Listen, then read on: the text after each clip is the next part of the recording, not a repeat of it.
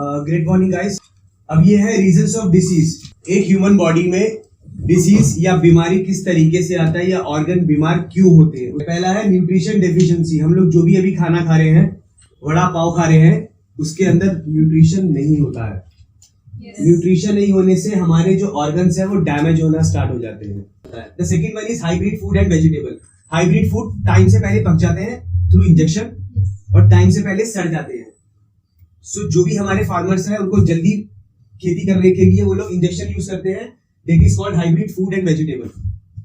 अगला पेस्टिसाइड, आप लोगों को मालूम है, जितना भी हम लोग अपना फसल बनाते हैं, हमारे जितने फार्मर्स हैं वो लोग पेस्टिसाइड यूज करते हैं। जो पेस्टिसाइड हम बिना धोए, पेस्टिसाइड वेजिटेबल से निकालने का एक प्रोसेस है कि सिर्फ नल के पानी के नीचे डाला और पेस्टिसाइड निकल गया, ऐसा नहीं है, ठीक है ना, क्योंकि वो प्लांट्स के अंदर तक होता है, फलों के अंदर तक होते हैं। तो पेस्टिसाइड नहीं निकलेगा बट हम लोग उसको खा लेते हैं, उससे हमारे ऑर्गन डैमेज हो जाते हैं। नेक्स्ट टोबैको है, इस पे हम लोग डिस्कशन नहीं करेंगे क्योंकि सबको मालूम है। स्मोकिंग सबको मालूम है, एल्कोहल सबको मालूम है, ठीक है ना। स्ट्रेस, आज की डेट में 90% मेल और फीमेल स्ट्रेस में रहते हैं। स्ट्रेस का मतलब आपका दिमाग जो है वो कॉन्टिन्यूशन में चला जा रहा है। हम लोग 11 बजे सोने बैठे और सोते सोते 2 बज गया। 3 घंटे हम लोग सोच रहे हैं, क्या सोच रहे हैं आपको मालूम होगा, ठीक है ना। आपका जो ब्रेन का स्ट्रेस लेवल है वो बढ़ते बढ़ते एक लेवल तक डिप्रेशन में चला जाता है। कुछ लोग डिप्रेशन में चले जाते हैं ना, वो पहले स्ट्रेस में होते हैं, फिर वो डिप्रेशन में चले जाते हैं। तो उनके ब्रेन के जो वेन्स है, नर्वस सिस्टम है, वो प्रॉपर फंक्शन नहीं कर रहा है। अल्ट्रावायलेट रेडिएशन, आपको मालूम है, जितनी बार हम लोग बाहर निकलते हैं हमारा ओजोन लेयर इज ब्रेक। तो जो भी सन का लाइट आता है वो हमारी बॉडी के सेल्स को, टिश्यूज को जलाना स्टार्ट कर देता है। That is called ultraviolet radiation. Clear? Some viruses, ये सबको मालूम है, कोविड, डेंगू, जो भी मलेरिया वगैरह सब वायरसेस है। जिन भी लोगों का इम्यून सिस्टम डाउन होगा सबसे पहले वायरस उसकी बॉडी में अटैक करेगा, ठीक है ना। जिन लोगों का इम्यून सिस्टम स्ट्रांग होगा उनको इन्फेक्शन, जुकाम, बुखार बहुत कम होगा। तो आपके आसपास जितने लोग बुखार रहते हैं या जुकाम रहता है तो उनको इम्यून सिस्टम वीक है। सो पाइथोविस आपका इम्यून सिस्टम को इंक्रीज करेगा। मेडिकल रेडिएशन, जितनी बार हम लोग हॉस्पिटल में जाते हैं, चाहे अपना चेकअप कराने जाए या किसी भी अपने नियर डियर मम्मी पापा किसी का भी, वहां पर जितना इक्विपमेंट लगा होता है, पेट सीटी का, अल्ट्रासाउंड का, सब में से रेडिएशन निकलता है। एयर पोल्यूशन हम लोगों को मालूम है, यहाँ पर कम है बट दिल्ली में एयर पोल्यूशन बहुत ज्यादा है। एयर पोल्यूशन, जितना अस्थमा पेशेंट है, जब भी एयर पोल्यूशन बढ़ेगा उनको अस्थमा अटैक आएगा, क्योंकि उनके लंग्स मिट्टी को बर्दाश्त नहीं कर पाते। उनके लंग्स ऑलरेडी चोक हो चुके। चोक मतलब बंद हुए होते हैं। लंग्स के अंदर करोड़ों पोर्स होते हैं। पोर्स बोले तो 6। जब हम इनहेल करते हैं, सांस लेना, एक्सहेल, सांस छोड़ना, तो जब हम इनहेल एक्सहेल नहीं कर पाते प्रॉपर तो हम लोगों को पंप की जरूरत पड़ता है। अस्थमा पेशेंट के बैग में पंप रहता है 24 घंटे। उसे कब जरूरत पड़ेगा उसको भी नहीं मालूम। वो किसी भी ऐसी प्लेस में जाएगा जहां भीड़ है, वो सांस नहीं ले पाएगा। सो दैट पर्सन, ही और she should use pump. Rental at home, rental at home का मतलब होता है अभी हम यहाँ पर हैं या अपने घर पे हैं, किसी भी वर्क प्लेस में जहां पर भी हम लोग रहते हैं, वहां पर कुछ एक गैसेज होती है विच इज इनविजिबल। वो हमारी आंखों से नहीं दिखता है बट अभी भी यहाँ पर वो गैसेज है जो हमें अपनी आंखों से नहीं दिख रहा है। उससे हमारे ऑर्गन डैमेज हो रहे हैं बट हमें नहीं मालूम है। कुछ लोग रहेंगे जिनका लीवर डैमेज हो जाते हैं बट उन्होंने आज तक शराब नहीं पिया, ठीक है। कुछ लोगों के लंग्स खराब हो जाते हैं, उन्होंने आज तक स्मोकिंग नहीं किया, बीड़ी नहीं पिया, बिकॉज वो एक ऐसी जगह पे रह रहे हैं जहां पर वो गैस है जो उसके ऑर्गन को डैमेज कर रहा है और उस पेशेंट को मालूम नहीं है। अब जितनी भी बीमारी के रीजन हम लोगों ने डिस्कस किए 12-16, उससे हमारी बॉडी में फ्री रेडिकल्स बन जाते हैं। इसका नाम है फ्री रेडिकल्स। फ्री मतलब अब ये डैमेज हो गया है, ये बॉडी में कहीं भी भागेगा, इसका कंट्रोल करने वाला कोई नहीं है। और फ्री रेडिकल्स जो है बाकी स्टेबल सेल्स को और मॉलिक्यूल को डैमेज करना स्टार्ट करेगा। सेम लाइक दैट, एक बकेट के अंदर हमने एक एप्पल रखा विच इज सड़ा हुआ और बाकी एप्पल ओके है, वो एक एप्पल पूरे बकेट को सड़ा देगा। ये तो हम लोगों ने सुना हुआ है ना, वो फ्री रेडिकल्स है। अब ये हमारा एक ह्यूमन एनाटॉमी है साइंस में, विच इज मेल और फीमेल दोनों का बॉडी का सेम रहता है। Start from molecule, bunch of cells is tissues, bunch of tissues is organ, bunch of organ is human body। ये दोनों का सेम रहता है। आप देखिए जो फ्री रेडिकल हम लोगों ने डिस्कस किया था, ये आपको जो इमेज दिख रहा है ब्लू वाला, that is stable molecule. Stable मतलब ये ऑर्गन का एक सेल है जो स्टेबल है और अभी सेल ऑर्गन के अंदर अच्छे तरीके से काम कर रहा है। और किसी भी रीजन, जो भी हम लोगों ने रीजन डिस्कस किए हैं, उसी किसी भी एक रीजन से ये बन गया फ्री रेडिकल्स। यहां पर जितने इलेक्ट्रॉन आपको दिख रहे हैं ये पेयर में है, मतलब इनका घर अभी तक पूरा बना हुआ है। बच्चे जितने अपने माँ बाप के साथ अच्छे घर में रह रहे हैं, यहां पर किसी भी रीजन से एक जो मॉलिक्यूल है वो अनपेयर हो गया है। Now it becomes a free radicals. अब ये बॉडी में जब भागेगा तो जितने स्टेबल मॉलिक्यूल है उनसे ये चोरी करेगा इलेक्ट्रॉन, बट अपना पूरा नहीं कर पाएगा, बट इसको भी खराब कर देगा। ये वो वाला सेब है जो सड़ा हुआ है बंच के अंदर, ये अपने आप को हील नहीं कर पाएगा, बट बाकी हील किए हुए जो स्टेबल मॉलिक्यूल है उनको डैमेज कर देगा। अब ये यहां पर आपको 3 इमेज दिख रहा है, नॉर्मल है, हेल्दी सेल है बॉडी का, जिसके अंदर जितने मॉलिक्यूल है वो अपना अपना पेयर्ड है। यहां पर इसमें ऑक्सीडेशन स्टार्ट हो गया। ऑक्सीडेशन का जब भी वर्ड आता है उसका मतलब होता है सड़ना। लोहे को जब जंग लगता है उसे कहते हैं हम लोग ऑक्सीडेशन। ऐसी हमारे ऑर्गन्स जो है ह्यूमन बॉडी के अंदर, सेल्स और टिश्यूज है, उनमें ऑक्सीडेशन डेली हो रहा है। एक ह्यूमन बॉडी में लाखों सेल रोज बनते हैं, लाखों सेल रोज डेड हो जाते हैं। जब सेल बनने का प्रोसेस स्लो हो जाता है, डेड होने का प्रोसेस ज्यादा हो जाता है, तो आपका बॉडी वीक होना स्टार्ट हो जाता है। आपको 200 रुपए खर्च कर रहे हैं बट इनकम है 100 रुपए, तो क्या होगा? कर्जा, वो बीमारी है। ठीक है ना? यहां पर आके फ्री रेडिकल्स बनना स्टार्ट हो गया और यहां पर आके आपका वो सेल ब्लैक जो हो गया ना, वो डेड हो गया बॉडी में से। और जितना बॉडी के अंदर बीमारी होता है 80% बीमारी इसी से ही होता है। मतलब अगर किसी इंसान को 10 बीमारी है एवरेज, उसमें से 8 बीमारी पाइथोविस से ठीक हो जाएगा। वो हम लोग लास्ट में डिस्कस करेंगे कैसे हो जाएगी। अब ये इंट्रोडक्शन ऑफ सेल्स है। एक ह्यूमन बॉडी के अंदर मेल फीमेल दोनों के अंदर 100 ट्रिलियंस ऑफ सेल्स रहते हैं। ठीक है ना? एक सेल की नॉर्मल एज 90 to 120 का मतलब होता है 3 से 4 महीने का एज रहेगा। Again it depends on the metabolism और एज। अगर तो वो 20 साल का है तो उसका एज अच्छा रहेगा, अगर वो 70 साल का है तो उसका एज कम रहेगा। मेटाबॉलिज्म, लेडीज का हार्मोन डिसबैलेंस रहता है, उनका कम रहेगा एज। मेल्स का हार्मोन बैलेंस अच्छा रहता है, उनका एज ज्यादा रहेगा। ठीक है ना? अब ये जो सेल्स है 100 ट्रिलियन, इसकी वेरिएशन जो होती है वो 200 तरीके के सेल्स होते हैं। 200 टाइप्स ऑफ सेल्स 100 ट्रिलियन में से। ठीक है ना? और सबसे जो बड़ा और मेजर सेल जो होता है, जो हमें अपनी मां से मिलता है, उसे हम लोग कहते हैं स्टेम सेल। और पाइथोविस के अंदर क्या है? Stem cell. तो इसका हम दूसरा नाम जो यूज करते हैं, इसे हम कहते हैं मदर सेल। मां से मिला हुआ सेल। तो मां है तो इसका मतलब बॉडी को केयर करेगा। yes. अब इस सेल के अंदर इतनी पावर होती है और मदर सेल के अंदर इतनी पावर होती है कि ये आपकी बॉडी का जो भी सेल का डेफिशिएंसी है, यानी कमी, उसको ये सेल पूरा कर देगा। अगर किसी का रेड ब्लड सेल ज्यादा है और उसको व्हाइट ब्लड सेल चाहिए, ये इसको सपोर्ट नहीं कर सकता, क्योंकि इसके अंदर वो पावर नहीं है कि भैया मैं तेरे घर में आके तेरा राशन मैं भरूंगा, नहीं। बट स्टेम सेल के अंदर ये पावर है कि अगर किसी बॉडी में आरबीसी रेड ब्लड सेल कम है, उसे वो पूरा कर देगा। जब हम बोलेंगे किसी की हड्डियों में दर्द होता है और उसको कैल्शियम का कमी है, करेक्ट, तो जब आप उसको पाइथोविस देंगे तो 2 महीने के बाद उसका आरबीसी काउंट बढ़ जाएगा। आरबीसी काउंट नेचुरल तरीके से बढ़ेगा तो उनकी हड्डी का पेन, मसल पेन, ये अपने आप चला जाएगा, अलग से कुछ नहीं करना है, क्योंकि उनका आरबीसी काउंट जब क्लियर हो जाएगा। अब जिसको व्हाइट ब्लड सेल का रिक्वायरमेंट है, जैसे अभी डेंगू चल रहा है, तो लोगों का प्लेटलेट्स कम हो जाता है। ठीक है ना? प्लेटलेट्स का मतलब बढ़ाने का कोई भी एमबीबीएस या किसी भी मेडिकल साइंस में कोई भी आज तक इलाज नहीं है। बट अगर हम उसको पाइथोविस देते हैं, तो पाइथोविस देने से ये डुप्लीकेट जब होगा तो आपके जो प्लेटलेट्स है 1.5 लाख 2 लाख का रिक्वायरमेंट है बॉडी के अंदर, उसको ये पूरा कर देगा। ये आपको फोटो दिख रहा है डॉक्टर फ्रेड जूली।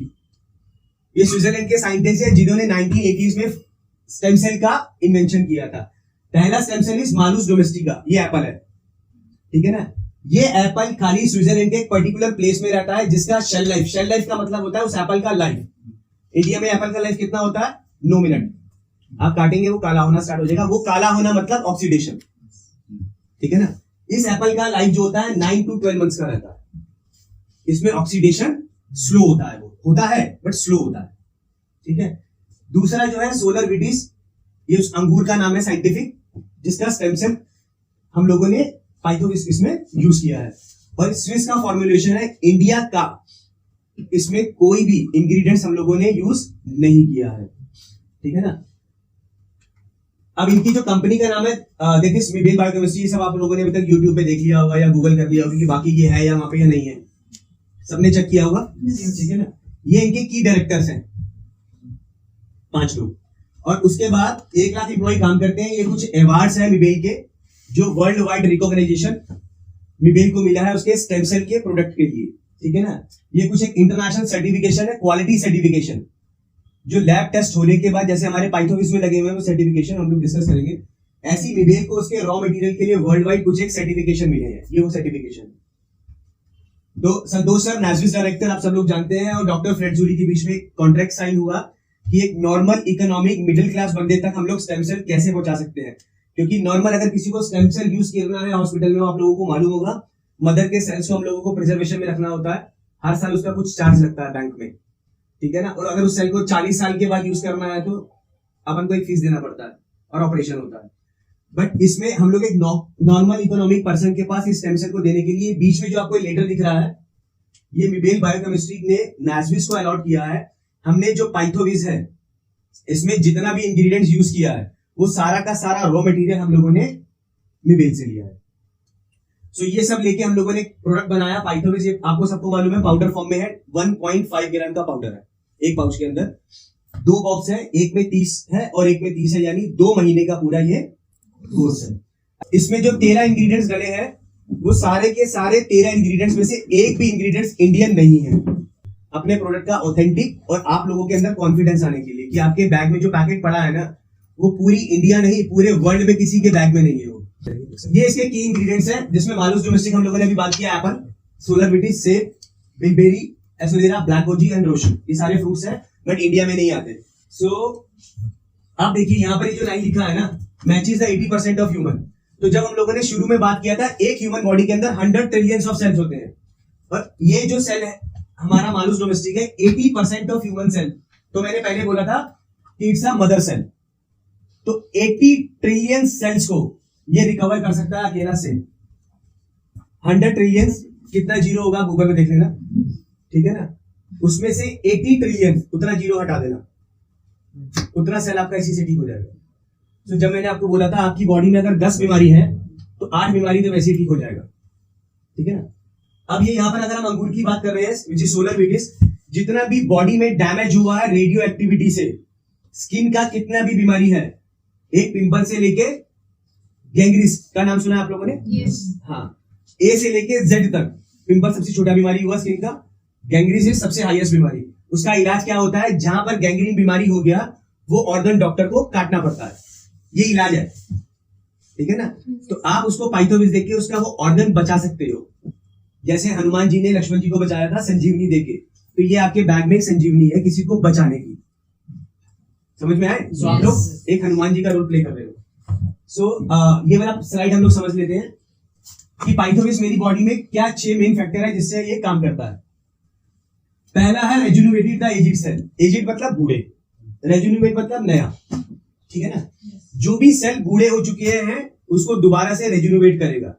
जब मैं बोलूंगा आपकी स्किन को ये नीचे लेके आएगा, कैसे लेके आएगा? एक छोटा बच्चा पैदा हुआ उसका स्किन कितना सॉफ्ट रहता है, हमारा क्यों नहीं है? हमारे पास एक आंसर है, हमारा एज बढ़ गया, उसका एज छोटा है। हमारा एज भी बढ़ रहा है, हमारा स्किन का एज भी बढ़ रहा है। सो जो पाइथोविज है ये आपकी स्किन के और ऑर्गन की एज को कम कर देगा। आपका एज तो आधार कार्ड से बढ़ेगा बट आपका स्किन का एज डिक्रीज होगा। अगर आप लोग 6 महीने पाइथोविज को लेते हैं तो आपका स्किन का एज 10 साल कम हो जाएगा। मैंने आपका एज नहीं बोला, स्किन का एज, आपके ऑर्गन का एज वो कम हो जाएगा। ये पॉइंट क्लियर हुआ? ठीक है। The next is replicating the good cell. जिन भी लोगों के हार्ट वीक है या लंग्स में प्रॉब्लम है, कोविड के बाद लोग रिकवर तो हो गए हैं, मतलब कोविड चला गया उनका इंजेक्शन से किसी भी चीज से, बट आज भी वो लोग अगर किसी की जान पहचान में होंगे तो पूछ लेना, उन लोगों को आज भी सांस लेने में दिक्कत है, आज भी चलने में दिक्कत है, उन लोगों का आज भी भूख नहीं लगता, उनका आज भी इम्यून सिस्टम डाउन है। ऐसा क्यों?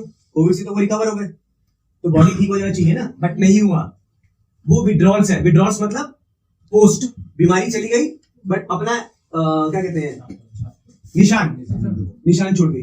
कुछ लोगों के लंग्स में पैचेस हो गए। पैचेस मतलब धब्बा। वो धब्बा जब तक वो दुनिया में रहेंगे वो धब्बा वही रहेगा। ऐसा तो नहीं होना चाहिए ना। अगर कोविड चला गया तो धब्बा भी चला जाना चाहिए। तो ये पाइथोविज है, ये आपकी बॉडी के वो जो सेल बन रहे हैं ना, आपके लंग्स को जितना सेल की रिक्वायरमेंट है एक दिन में, सपोज 1 लाख सेल चाहिए, बट आपका जो लंग्स प्रोड्यूस कर रहा है वो कर रहा है 40,000। इसीलिए आपको सांस लेने में दिक्कत है। जितने अस्थमा पेशेंट है सबका ये हाल है, इसलिए उनको आर्टिफिशियल पंप चाहिए इनहेल और एक्सहेल करने के लिए। तो जब आप उनको पाइथोविज देते हैं एक सर्टेन टाइम तक, तो उनके लंग्स के जितने भी पोर्स हैं वो एक्टिवेट हो जाएंगे, खुल जाएंगे, तो उनको आर्टिफिशियल पंप लेने की जरूरत नहीं पड़ेगी। Restoring the sick cell. Sick मतलब कमजोर, ठीक है ना। कोई इंसान सिक होता है मतलब बीमार हो जाता है ना, कमजोर। तो कमजोर सेलों को, जिन भी लोगों का इम्यून सिस्टम डाउन होता है उनके सेल भी डाउन होते हैं। वो शाम को 4 बजे तक ऐसे थक जाते हैं जैसे 3-4 दिन से चल ही रहे हैं वो, और 11 बजे वो अपना डे स्टार्ट करते हैं और 4 बजे या 5 बजे on the time of sunset उनका शरीर भी डाउन हो जाता है। ऐसा होता है ना, काफी जगह हमारा भी होता होगा। सो हमारे बॉडी के जो सेल है ना वो सिक है, बीमार है। सो पाइथोविस उन्हें क्या करेगा, उनको दोबारा से हेल्दी करेगा। ये इसका एक प्रोसेस है। रिप्लेसिंग द डेड सेल, जो मैंने आपको शुरू में पॉन्ड्स का बताया था, काला लेयर हटा, पिंक लेयर ऊपर आ गया, बट ऐसा होता नहीं है। बट पाइथोविस में ऐसा ही होगा। जब मैं आपको बोलूंगा आपका स्किन का एज कम हो रहा है, तो एज कैसे कम होगा, आपका नया टिश्यू बनेगा और नया सेल बनेगा, और आपका एज का जो हेल्थ है वो डाउन होना स्टार्ट हो जाएगा। बट आधार कार्ड में बढ़ेगा और नेचुरल तरीके से आपका ऑर्गन और स्किन वो सॉफ्ट होना स्टार्ट हो जाएगा, लाइक अ छोटा सा baby. Repairing the damage cell, जो सेल डैमेज हो चुके हैं, यानी डैमेज मतलब क्षतिग्रस्त, चोट लगता है ना हम लोगों को, तो जो उसमें से कुछ एक सेल अंदर बॉडी के अंदर ऐसे हैं जो लोग डैमेज हो चुके हैं, उनको दोबारा से वो ठीक करता है। ठीक है ना। अब ये लास्ट पॉइंट है, थोड़ा सा समझना। Cleans the cells and blood. ठीक है ना। हमारे ब्लड के अंदर जितनी भी इम्प्योरिटीज है या टॉक्सिन है, वो सारा का सारा बॉडी से फ्लश आउट हो जाता है, तो हमारा बॉडी दोबारा से नया हो जाता है, बोले तो रेजुनेट हो जाता है। कि ये ह्यूमन बॉडी में किस तरीके से काम करेगा। अब ये थोड़ा सा समझ लेते हैं, यहां पर बहुत सारा डाउट रहता है लोगों को। ये यहां पर लिखा है सबलिंगुअल। हमारी जीभ के नीचे लेफ्ट और राइट 2 ग्लैंड होते हैं। ग्लैंड मतलब नस, जो सीधा आपके हार्ट से कनेक्टेड होते हैं। जब आप पाइथोविस को इसके ऊपर डालेंगे, ये पाइथोविस पाउडर होता है एमडी फॉर्म में। एमडी बोले तो माउथ डिसॉल्विंग। ये जैसे ही पानी और आपकी मुंह की लार्वा के कांटेक्ट में जाएगा, ये घुलना शुरू हो जाएगा। सो जब हम इसको इस ग्लैंड के ऊपर डालेंगे, एमडी फॉर्म में है ये पाउडर, ये डिसॉल्व होना स्टार्ट हो जाएगा। सो ये जो ग्लैंड है, ये ग्लैंड आपके हार्ट से कनेक्टेड है। सो ये 20 to 30% उसका लार्वा आपके ग्लैंड के अंदर जाके, आपके हार्ट के अंदर जाके इमीडिएटली उसी दिन, अगर आपने कल सुबह लिया ना, कल सुबह ही आपके ब्लड के साथ मिल जाते हैं इसमें जो एक्टिव स्टेम सेल है। सो आपके ब्लड का इम्प्योरिटीज उसी दिन से रिमूव होना स्टार्ट हो जाता है। तो जब हम बोलेंगे कि डायबिटीज 10 दिन में कंट्रोल हो जाएगा, तो वो 7 दिन में कंट्रोल हो जाएगा एक्चुअल में, क्योंकि from the very first day वो आपके ब्लड के साथ चला गया। ठीक है ना। अब इसका जो भी स्लाइवा बचाया है 40-50% मुंह में रहेगा। आपको नॉर्मल पानी लेना है, और वो पानी लेने के बाद मुंह में पानी डाल के हल्का सा कुल्ला करके सारा का सारा फ्लूइड, लिक्विड, लार्वा, थूक पेट के अंदर डाल लेना है। बाहर नहीं फेंकना, स्टमक के अंदर डाल लेना है। इसकी रिक्वायरमेंट जहां पर है ये वही काम करेगा, जहां पर रिक्वायरमेंट नहीं है ये वहां काम नहीं करेगा। अगर आप किसी पेशेंट को सिर्फ डायबिटीज के लिए दे रहे हो या अर्थाइटिस के लिए दे रहे हो, और आपको मालूम नहीं उसके अंदर कैंसर सेल भी बन रहा है, तो ये ऑटोमेटिकली कैंसर सेल्स को भी रिमूव कर देगा, और पेशेंट को भी नहीं मालूम चलेगा कि मैं ठीक क्यों हो रहा हूं।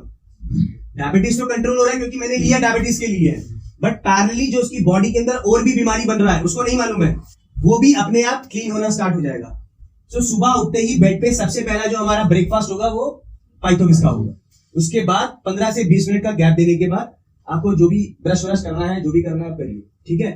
सो ये है, इसमें अभी वो दोबारा से वही चीज आ गई, आपकी इम्यून सिस्टम को इंप्रूव करेगा। जिन भी लोगों का इम्यून सिस्टम डाउन है, आपके हार्ट के लिए हम लोग डिस्कस कर चुके हैं। अब यहाँ लिखा है न्यूट्रलाइज द फ्री रेडिकल्स। हमारी बॉडी का 3 स्टेज होता है। न्यूट्रलाइज, नीचे अगर आएंगे तो एसिडिक, ऊपर जाएंगे तो एल्कलाइन, काफी लोगों को मालूम होगा। सो जब हमारी बॉडी का लेवल, सेल लेवल नीचे आना स्टार्ट हो जाता है तो एसिडिक हो जाते हैं हम लोग। एक जब नया बच्चा पैदा होता है छोटा सा, उसमें भी कैंसर के सेल होते हैं और हमारे अंदर भी है, कोई नई बात नहीं है, बट दोनों के अंदर डीएक्टिवेटेड है। ठीक है ना। सो जो भी हम लोगों ने पीछे रीजन डिस्कस किए हैं ना, 14 रीजन हम लोगों को बीमार होने का, उसमें से किसी भी एक रीजन से वो कैंसर के सेल्स फ्री रेडिकल्स बनके एक्टिवेट हो जाते हैं। जिस ऑर्गन पे जाके वो सेल एक्टिवेट हो गया, उस ऑर्गन का उसको कैंसर हो जाएगा। अगर वो लंग्स में चले गए तो लंग कैंसर, अगर वो थ्रोट में चले गए थ्रोट कैंसर, ब्लड में घुस गए ब्लड कैंसर। क्लियर हुआ कैंसर का फंडा। सो हमें सबसे पहले न्यूट्रलाइज द फ्री रेडिकल्स। जब हम लोग उस फ्री रेडिकल्स को न्यूट्रलाइज कर लेंगे, सो हमारा बॉडी का कैंसर हील होना स्टार्ट हो जाएगा। ब्लड सर्कुलेशन का हम लोगों ने डिस्कस किया था। स्किन के ऊपर बहुत अच्छा इसका इंपैक्ट पड़ता है, बिकॉज इसके अंदर जो हम लोगों ने ग्रेप्स बताया था, सोलर विटीज, उसका मेन काम आपकी स्किन को रेजुनुवेट यानी नया करना है। अब कुछ लोग आपको बोलेंगे कि सर मुझे तो कोई बीमारी है नहीं, जब होगी तब मैं ले लूंगा। करेक्ट है ना सर। अब जो लोगों का बीमारी कब डायग्नोज होगा, जब 70 to 80% उसका ऑर्गन डैमेज हो जाएगा। ठीक है ना। सो अगर किसी हम आइडल इंसान को देते हैं, आज से ही देना शुरू करते हैं, अब उसकी बॉडी में जितना भी फ्री रेडिकल्स बन रहा है, उसकी एज कितना भी रहेगा 40-42, ठीक है ना, उसमें से वो फ्री रेडिकल्स उसी दिन से न्यूट्रलाइज होना स्टार्ट हो जाएंगे। सो अगर उसे 1 साल के बाद कैंसर डिटेक्ट होना है तो वो उसका उम्र बढ़ जाएगा।